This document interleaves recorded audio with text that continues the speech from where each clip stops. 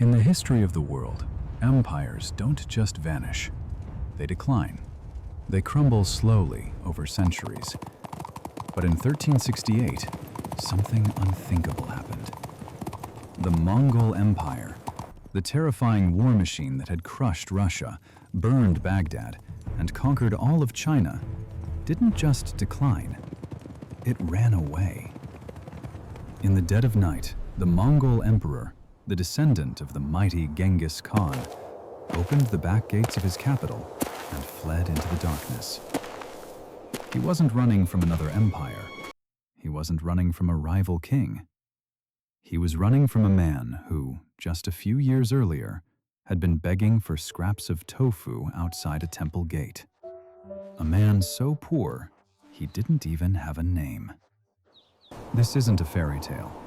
This is the brutal, bloody, and absolutely true story of Zhu Yuanzhang, the only peasant in history to start as a starving beggar and end as the Emperor of China. But the real question isn't what he did, it's how he did it.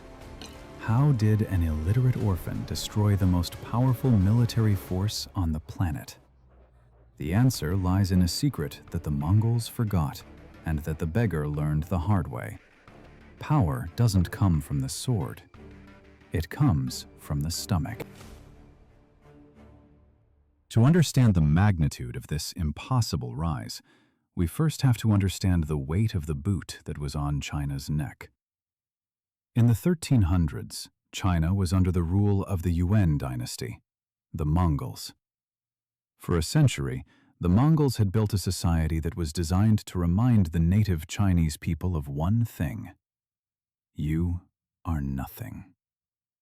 They instituted a brutal four-tiered caste system. At the top were the Mongols.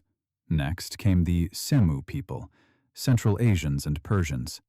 Third were the Northern Chinese, and at the very bottom, the Southerners, the vast majority of the Han Chinese population.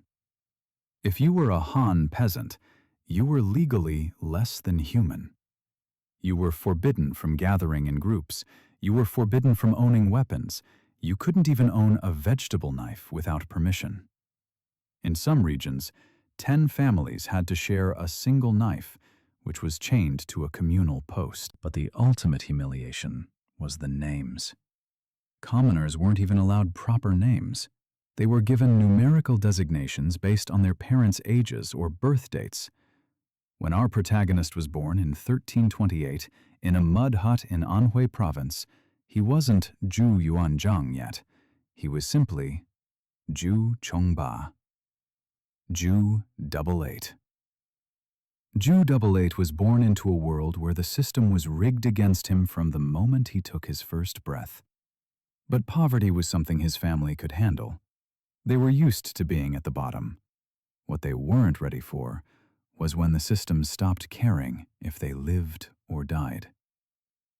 History often turns on a single, catastrophic year. For this story, that year is 1344. Zhu was 16 years old. The Yuan Dynasty, distracted by internal power struggles and obsessed with massive, vanity construction projects, had neglected the most critical infrastructure in China, the Yellow River dikes. First came the drought. Then came the locusts, clouds so thick they blocked out the sun, devouring every scrap of green in the fields. And finally, the plague. In a functioning empire, the government would open the granaries. They would send relief. But the Mongol overlords did nothing. The local landlords hoarded grain, refusing to sell to the dying peasants. In the span of just 2 weeks, Zhu's world disintegrated. First, his father stopped breathing, his stomach empty. Days later, his mother followed. Then his older brother. Then his nephew. The 16-year-old boy watched them die one by one. But the horror didn't end with their deaths. In Chinese culture, a proper burial is the final duty of a son. It is sacred. But Zhu had no money for coffins. He had no land to dig a grave. He went to the landlord. the man his family had farmed for their entire lives, and begged for a small patch of dirt to bury his parents. The landlord spat at him and refused. Imagine the psychological break that happens in a teenage boy's mind at that moment. Standing there, starving, with the bodies of everyone he ever loved rotting in the summer heat, realizing that to the people in power, his family was essentially garbage. Eventually, a neighbor took pity on him and gave him a small piece of land. Zhu and his surviving brother wrapped their parents in rotting straw mats and dragged them to the hole. As they dug, a thunderstorm broke out, washing the mud back into the grave as fast as they could scoop it out. It was in that mud, amidst the lightning and the stench of death, that the peasant boy Zhu Chengba died. And something else, something harder, colder, and infinitely more dangerous, began to take shape. Zhu was now alone. To survive, he did the only thing a starving orphan could do. He knocked on the door of the Hongwu Temple and shaved his head. He became a novice monk. Not for faith, not for enlightenment, but for rice. But even the Buddha couldn't eat when the fields were barren. The monastery ran out of food within months, and the abbot sent the monks out to beg. For the next 3 years, Zhu Yuanzhang wandered the roads of central China as a beggar monk. Most historians skip over this period. They say, he wandered for 3 years and then joined the army. That is a mistake. These 3 years were the most important education of his life. While the future Mongol generals were in palaces learning archery and strategy from books, Zhu was learning the geography of China with his bare feet. He was learning the local dialects of every village. He was listening to the whispers of rebellion in the tea houses and the angry mutterings of farmers in the fields. He saw the landscape not as a map, but as a graveyard. He saw secret societies forming, the White Lotus, the Red Turbans, cults that promised that the Buddha of the future, Maitreya, would descend and wipe the Mongols off the face of the earth. He learned to read people's faces to see if they would give him a crust of bread or beat him. He learned that when people are desperate enough, they don't care about the mandate of heaven or the emperor in Beijing. They care about who can feed them. This was his university, a university of starvation, and he graduated with a PhD in survival. In 1352, the inevitable happened. The Red Turban Rebellion exploded across the south. Government troops burned Zhu's temple to the ground, suspecting the monks of aiding the rebels. Zhu, now 24, had lost his family to famine and his home to fire. He had nothing left to lose. He joined the rebels. But here is where the story usually gets it wrong. Most history books paint him as a savage warrior charging into battle. But Zhu wasn't just a fighter, he was a psychologist. While other rebel commanders were busy looting gold and raping villagers in the towns they captured, Zhu did something bizarre. He forbade his soldiers from taking even a single grain of rice from the common people without paying. He understood that to defeat the Mongols, he didn't just need an army, he needed a brand. In a world of chaos, he branded himself as order. He recruited men from his home village, people he grew up with, people who trusted him with their lives. He married the adopted daughter of a rebel commander, Empress Ma, who would become his most crucial political partner. By 1356, he captured Nanjing, a wealthy city on the Yangtze River. At this point, any other warlord would have declared himself emperor, put on a gold robe, and started drinking. Zhu did the opposite. He listened to a hermit scholar named Zhu Sheng, who gave him 9 words of advice that changed history. Build high walls, stockpile grain, delay claiming the king title. While his rivals were declaring themselves emperors of tiny kingdoms and painting targets on their backs for the Mongols, Zhu stayed quiet. He built irrigation systems. He encouraged farmers to return to the fields. He created a functioning government in the middle of a war zone. He wasn't playing the Game of Thrones. He was playing the game of logistics. But you can't build an empire quietly forever. By 1360, the chessboard had cleared, leaving three major players in the south. Zhu Yuanzhang held Nanjing, but upstream in the central Yangtze lay a monster. Enter Chen Yuliang. If Zhu Yuanzhang was the underdog, Chen Yuliang was the final boss. Chen controlled the wealthiest trade routes, he had the largest territory, and most terrifyingly, he had the fleet. The Mongol Empire was a land power. They were weak on water. But Chen had built the most advanced naval force on Earth. His flagship was a multi-story fortress that towered like a skyscraper over the water. It had stables for horses on the deck. It was so large that commands had to be given by flag signals because voices couldn't carry from one end to the other. Chen looked at the peasant monk in Nanjing and saw a bug to be squashed. In 1363, Chen mobilized everything. He launched an armada of 600,000 men and hundreds of these floating fortresses. His target wasn't just a city, it was total annihilation. This brings us to the most critical moment in the 14th century, the Battle of Lake Poyang. Historians call this the largest naval battle in history before the 20th century.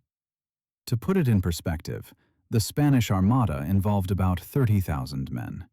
The Battle of Trafalgar, about 40,000. Lake Poyang involved nearly 1 million men fighting on fresh water.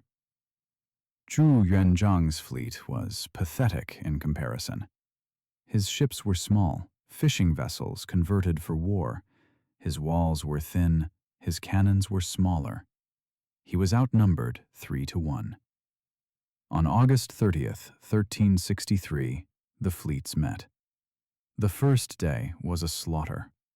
Chen's tower ships smashed through Zhu's formation like tanks crushing bicycles. Their height advantage allowed them to rain arrows and firebombs down on Zhu's exposed decks. Zhu's own flagship was hit. The mast collapsed. He was nearly captured. By sunset, the water was red. His generals were begging him to retreat. "We cannot fight mountains with pebbles," they said. But Zhu noticed something. Chen's ships were magnificent, yes. They were invincible fortresses. But they had one fatal flaw. They were chained together to create stability for the soldiers. And they were heavy. They needed deep water. That night, the wind changed. A northeasterly wind began to blow across the drying lake. Zhu remembered his days as a beggar, sleeping in the open, learning the weather patterns of the Yangtze Valley. He knew this wind, and he knew what it meant. He ordered 7 small fishing boats to be loaded with straw, gunpowder, and oil. He put mannequins in armor on the decks to fool the enemy lookouts. It was a gamble, a suicide mission. If this failed, the Ming Dynasty would die before it was ever born. "Light them up," he ordered. The wind carried the fire ships straight into the heart of Chen's formation. Because the enemy ships were chained together to create their floating city, they couldn't separate. They couldn't maneuver.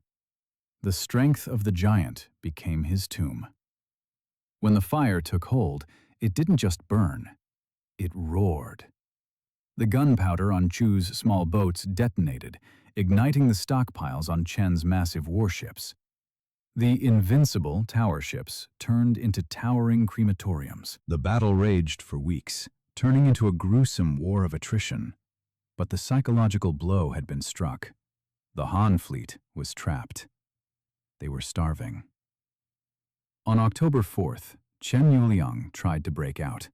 He led his remaining ships toward the lake's exit, desperate to reach the open river. As he stood on the deck of his flagship, urging his men forward, fate intervened. A stray arrow, fired anonymously from the Ming fleet, struck Chen Yuliang in the eye. He penetrated his skull. He died instantly. When the news of their emperor's death spread, the Han army didn't just surrender, they disintegrated. 600,000 men, the largest naval force in the world, gone. Zhu Yuanzhang, the beggar monk, was now the undisputed master of the south. Most conquerors would rush to the throne. Zhu waited another 4 years. He spent that time doing what he always did, consolidating, feeding the people, and securing the borders. Finally, on the first day of the Lunar New Year in 1368, Zhu Yuanzhang proclaimed himself emperor. He chose the dynastic name Ming. In Chinese, it means brilliant or light. It was a direct challenge to the Yuan. He was bringing light to end the century of darkness. He took the reign name Hongwu, meaning vastly martial. And his first order as emperor was simple: drive out the barbarians, restore China.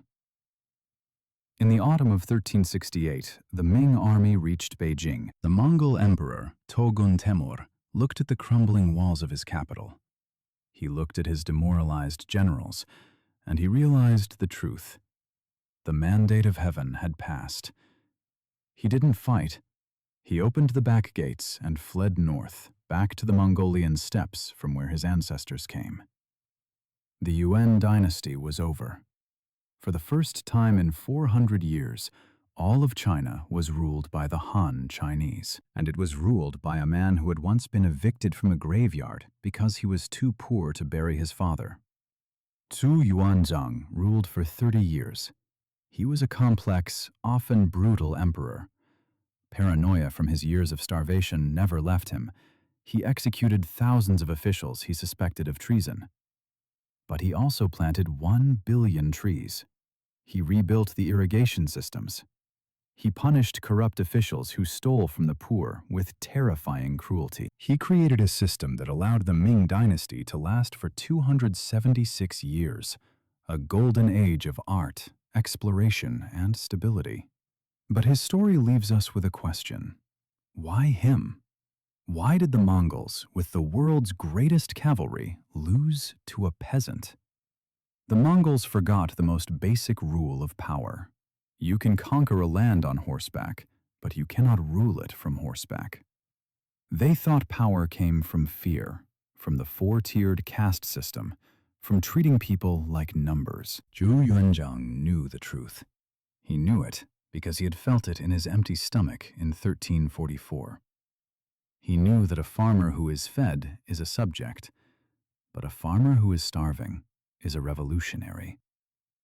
He didn't win because he was the chosen one. He won because he was the only one who remembered that an empire is nothing if it cannot feed its own children. In the end, the beggar crushed the empire, not with a sword, but with a simple understanding of what it means to be human. If you enjoyed this deep dive into the most impossible rise in history, make sure to subscribe. Next week, we're covering the man who tried to live forever and accidentally poisoned himself. You don't want to miss it. Thanks for watching.